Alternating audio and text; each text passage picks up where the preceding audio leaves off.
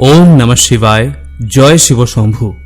মহাশিবরাত্রির ব্রতকথা, যা এই শিব চতুর্দশীর দিন শিবরাত্রি পালনের সময় অবশ্যই শোনা প্রয়োজন।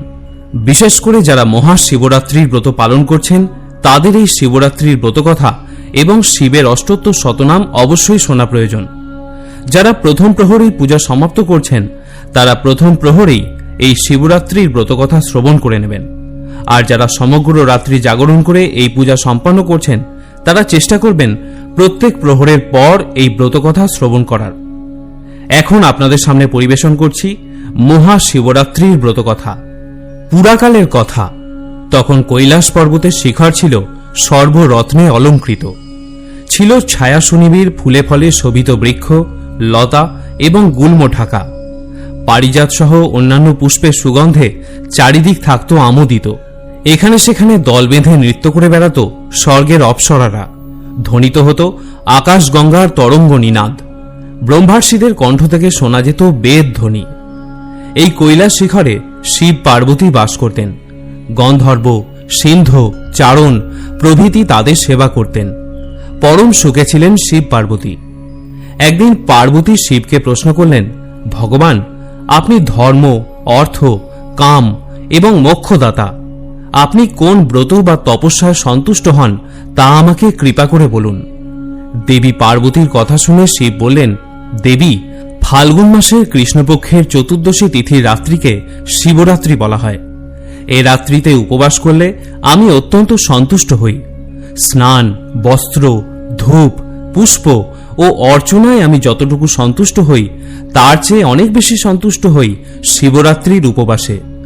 তিনি আরো বলেন, ব্রত পালনকারী ত্রয়োদশীতে স্নান করে সংযম পালন করবে, সপক্ষ নিরামিষ বা হব্যিষ্যান্ন ভোজন করবে, মাটিতে অথবা বালু বিছানো যজ্ঞবেদী অথবা কুশ বিছিয়ে শয়ন করে আমার নাম স্মরণ করতে থাকবে। রাত্রি শেষ হলে শয্যা ত্যাগ করে পাতক্রিয়াদি সম্পন্ন করবে এবং তার সাথে অন্যান্য আবশ্যক কার্যাদি করবে। সন্ধ্যায় যথাবিধি পূজাদি করে বিল্লপত্র সংগ্রহ করবে এবং তারপর নিত্য ক্রিয়াদি সম্পন্ন করবে। অতঃপর স্থণ্ডিলে বা যজ্ঞবেদিতে সরোবরে প্রতীকে বা প্রতিমায় বিল্লপত্র দিয়ে আমার পুজো করবে।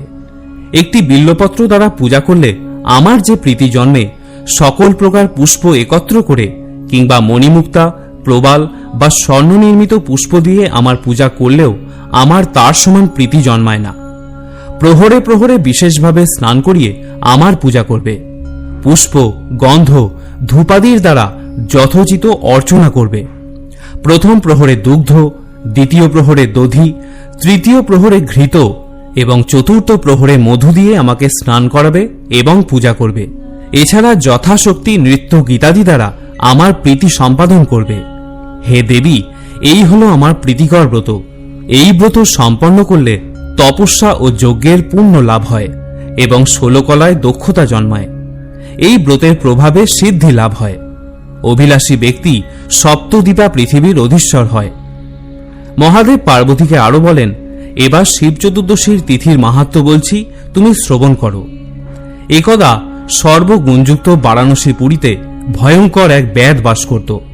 বেটেখাটো চেহারা ছিল তার, আর তার গায়ের রং ছিল ভীষণ কালো। চোখ আর চুলের রং ছিল কটা বর্ণের। নিষ্ঠুর ছিল তার আচরণ। ফাঁদ জাল, দড়ির ফাঁস এবং প্রাণী হত্যার নানান রকম হাতিয়ারে তার বাড়ি পরিপূর্ণ ছিল। একদিন সে বনে গিয়ে অনেক পশু হত্যা করল।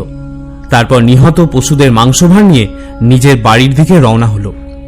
পথে ক্লান্ত হয়ে সে বনের মধ্যে বিশ্রামের জন্য একটি বৃক্ষ মূলে শয়ন করল এবং একটুখানি পরেই ঘুমিয়ে পড়ল। এরপর সূর্য অস্ত গেল। এলো ভয়ঙ্কর রাত্রি এবং রাত্রি ঘনীভূত হওয়ার পর ব্যাধ ঘুম থেকে জেগে উঠল। ঘোর অন্ধকারে কোনো কিছুই কারো দৃষ্টিগোচর হল না। অন্ধকারে হাতড়ে হাতড়ে সে একটি শ্রীফল বৃক্ষ অর্থাৎ বিল্ল বৃক্ষ পেল। সেই বিল্ল বৃক্ষে সে লতা দিয়ে তার মাংস ভার বেঁধে রাখল। সেই নিবিড় জঙ্গলে হিংস্র পশুদের অবাধ বিচরণ ছিল। গাছের তলাতেও হিংস্র জন্তুর ভয় আছে, এই ভেবে সে নিজেও ওই বিল্ল বৃক্ষে উঠে পড়ল। শীতে ও ক্ষুধায় তার শরীর কাঁপতে থাকল। এভাবে সে শিশিরে ভিজে সারা রাত জেগে কাটাল। দৈববশত সেই বিল্ল বৃক্ষমূলে ছিল আমার একটি প্রতীক, অর্থাৎ একটি শিবলিঙ্গ। তিথিটি ছিল শিব চতুর্দশী, আর ব্যাধও সেই রাত্রি উপবাসে কাটিয়েছিল। তার শরীর থেকে আমার প্রতীকের ওপর হিম বা শিশির ঝরে পড়েছিল। তার শরীরের ঝাঁকুনিতে বিল্লপত্র পড়েছিল আমার প্রতীকের ওপর। এইভাবে উপবাস করে বিল্লপত্র প্রদানে এবং শিশির স্নানে নিজের অজান্তেই ব্যাধ শিবরাত্রির ব্রত সম্পন্ন করে ফেলল।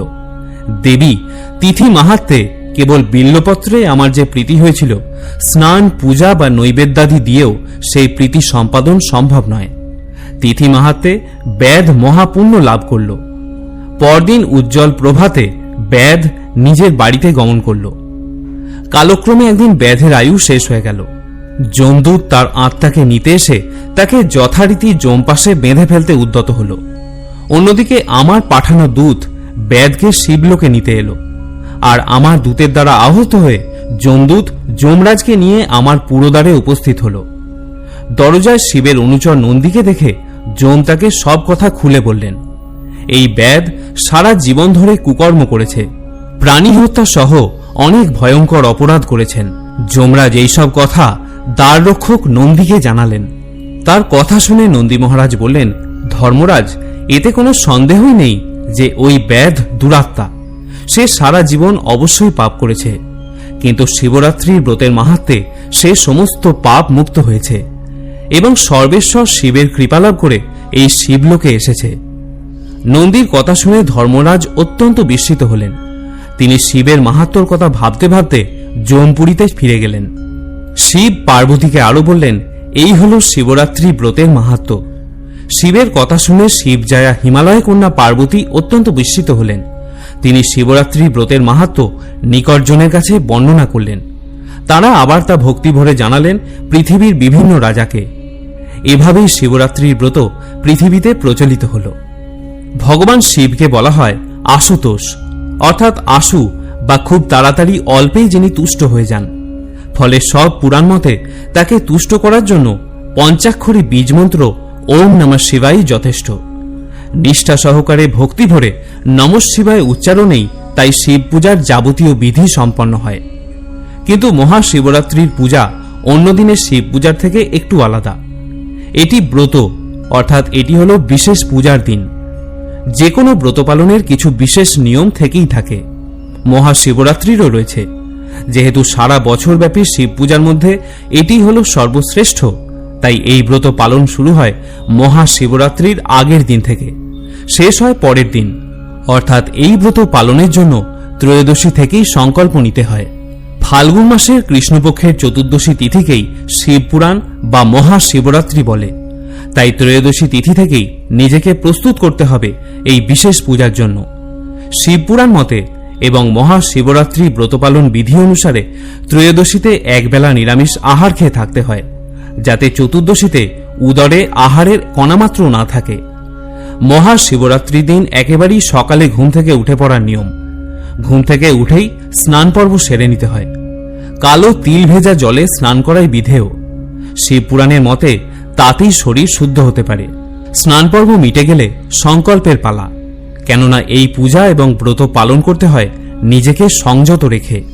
মনে মনে সংকল্প করুন, চতুর্দশীর সারা দিন এবং সারা রাত আপনি শুদ্ধ শরীরে এবং শুদ্ধ মনে থাকবেন, নিরাহারী হয়ে সম্পূর্ণ উপবাসে থাকবেন। সংকল্প হয়ে গেলে ওম নমঃ শিবায় বীজমন্ত্রে শিবকে প্রণাম জানাবেন। মনে মনে তার কাছে আশীর্বাদ কামনা করুন যাতে আপনার সংকল্প রক্ষা হয়। অনেকে আছেন যারা আজকাল দুপুরের মধ্যেই শিব পূজা সেরে নেন, কিন্তু যখন বলছি মহাশিবরাত্রি তখনই স্পষ্ট এই পূজার আদর্শ সময় হল রাত্রিবেলা। সারা রাত ধরে চলে মহাশিবরাত্রির ব্রত। তাই সন্ধ্যাবেলাতেও একবার স্নান করে শুদ্ধ হয়ে পূজার জোগাড় করুন। হাতের কাছে গুছিয়ে রাখুন জল, দুধ, দই, ঘি, মধু, ফুল, বেলপাতা, গোলাপ জল, মিষ্টান্ন এবং 5টি ফল। মহাশিবরাত্রির ব্রত 4টি প্রহরে কিভাবে সম্পন্ন করবেন, মহাদেবকে কোন কোন অর্ঘ্য নিবেদন করবেন, সেই সংক্রান্ত একটি ভিডিও এর আগেই আমি পোস্ট করেছি। যদি প্রয়োজন হয় সেই ভিডিওটিও আপনি দেখে নিতে পারেন। প্রতি প্রহরে পূজা সম্পন্ন করার পর শিবের অষ্টোত্তর শতনাম এবং ব্রতকথা অবশ্যই শ্রবণ করতে হয়। শিবরাত্রির পরের দিন পারণ পূজা সম্পন্ন করার পর পুজোর অনুকল্প প্রসাদ গ্রহণ করে আপনি আপনার উপবাস ভঙ্গ করতে পারেন। এই পারণ পূজা নিয়েও একটি বিস্তারিত ভিডিও আমি ইতিমধ্যেই পোস্ট করেছি, যদি দরকার হয় তাহলে সেই ভিডিওটিও একবার দেখে নিতে পারেন। আজকের মতো এখানেই শেষ করছি। যদি ব্রতকথা শ্রবণ করে আপনার ভালো লাগে তাহলে ভিডিওটিতে অবশ্যই একটি লাইক করবেন।